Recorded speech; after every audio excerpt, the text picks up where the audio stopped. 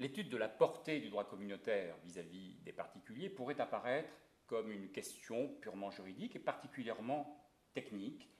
Il n'en est rien.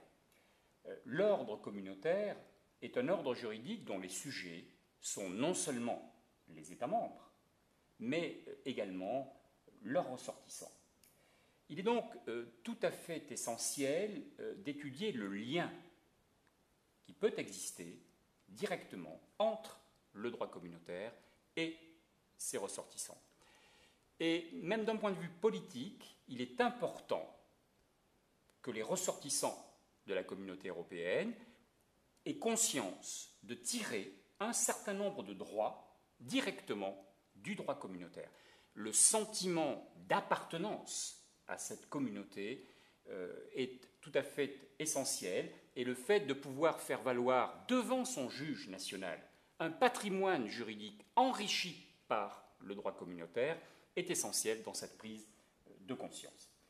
Autre dimension dont il faut prendre conscience, le projet communautaire en lui-même postule ce lien direct vis-à-vis des acteurs particuliers, des entreprises, personnes physiques, de sorte qu'il y a pour le droit communautaire une vocation naturelle à produire des effets juridiques directs vis-à-vis des particuliers, ce qui est une différence tout à fait essentielle vis-à-vis du droit international.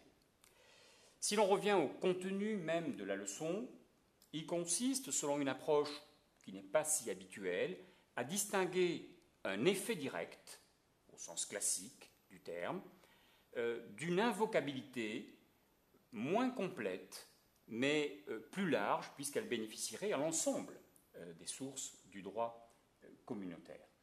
Il s'agit ici donc de distinguer ce que l'on appellera l'invocabilité de mise en application, cela correspond à l'effet direct, qui permet à un particulier de se faire appliquer, spécialement par son juge, le droit communautaire, distinguer cette invocabilité d'une invocabilité de prise en considération qui permet au particulier de demander à son juge de prendre en compte le droit communautaire sans pour autant le lui appliquer strictement. Mais le plus souvent, cette simple prise en considération suffira à donner satisfaction au justiciable. Cette distinction entre les deux types d'invocabilité correspond aux leçons des 15 dernières années de la jurisprudence communautaire.